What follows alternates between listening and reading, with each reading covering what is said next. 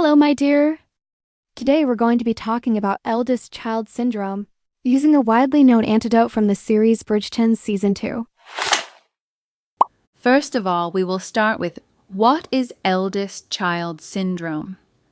Based on my research, I summarized that the eldest child or firstborn syndrome is a pattern of behavior often seen in firstborns, or people forced into that role, where they take on more responsibility, all because they were expected to lead, protect, or set the example. And why do I take Bridgerton Season 2 as an example? So guys, if you haven't watched this Netflix series, Bridgerton is about a noble family navigating love, duty, and society in Regency-era England. It's dramatic, romantic, and visually stunning. But beyond that, it holds deep themes around identity, trauma, and expectations. And in Season 2, this series highlights these two characters, Kate Sharma and Anthony Bridgerton, as the firstborn, on how they sacrifice themselves for the sake of duty and identity. However, this doesn't only apply to biological firstborns. Some people are firstborn by circumstance, not by birth order. And for those people, we're going to call them eldest energy icon. They could be the fourth child or even the last child, but still the most emotionally mature, the caregiver, the peacemaker, or the one holding the whole house down. Life appoints them the eldest energy. And then what happened?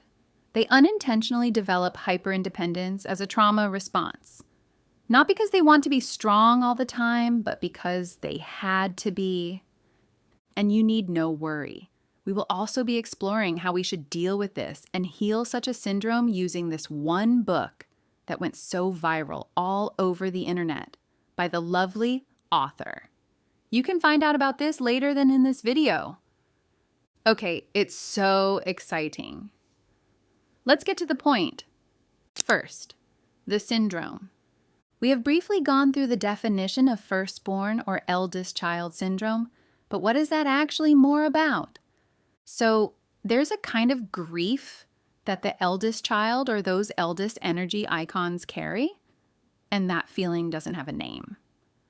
But it can be described as the grief of never being a child or young for a little longer, a feeling of being praised for being mature and amazing for your age, when all it really meant was you had to grow up too fast. We learned how to mother before we were ever truly mothered. We became the glue that held everyone together, and over time, we forgot how to hold ourselves.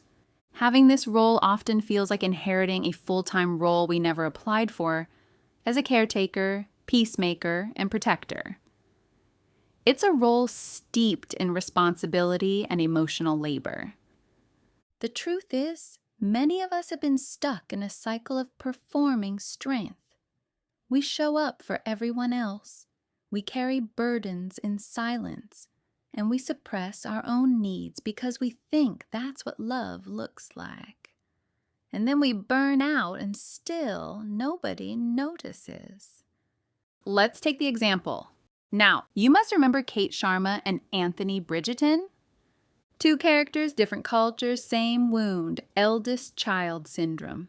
Kate, the eldest daughter, practically sacrifices her entire life for her younger sister's happiness to finally marry someone well off like the Viscount.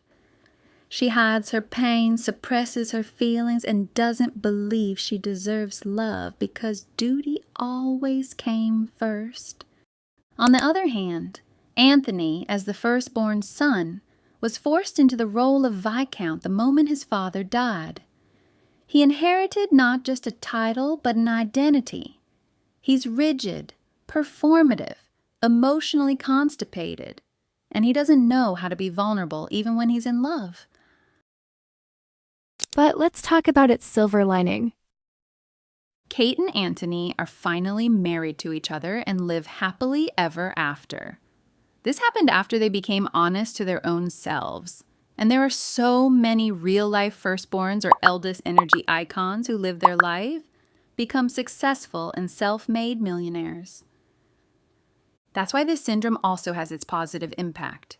These people are known to be natural leaders and overachievers. These people are not only book smart, but also soul smart, life smart. So shout out to all of you. You are the light in room. But not gonna lie, there are moments when you would sit and ask questions like, when will I finally get somebody to take care of me? When can I get out of this situation? Good thing the answer is now. Now, you give it to yourself. If you ask how, then go to the next point. Guys, before we go to the next point, please hit subscribe. We look forward to being more impactful. I can't wait to launch something wonderful once we are in the 1K community, so hit subscribe. Thank you. Now to the next point. You must be familiar with these terms, but if you don't, here we are going to be referencing our girl, Tam Kaur, in her book, Buy Yourself the Flower. For those who don't know Tam Kaur yet, Tam Kaur is a very famous influencer who actively talks about personal growth and development. She's also the author of Buy Yourself the Flower book. Her message in this book is that you are the source of your happiness. Buy yourself your own flower. Not as a rebellion, not as you saying that I don't need anyone, but as a love letter to your soul like, hey, I see you. You've done so well. We are not saying we don't need anyone. We're saying, let me pour into myself while staying open to love, support, and companionship. It's a middle ground, not helpless, not hyper-independent, just balanced and self-loving. It's not you versus the world. It's ourselves, holding ourselves, while letting love and buying yourself the flowers is simply a celebration for yourself. If you want us to get deeper into this topic, please let me know in the comments section. Lastly, final message. I understand that we are super duper capable of doing things on our own. Our life print is the literal proof. But constantly doing that can be tiring. Being hyper-independent is amazing, but it's not the ultimate goal. Hyper-independence is wound in disguise. It's a protection.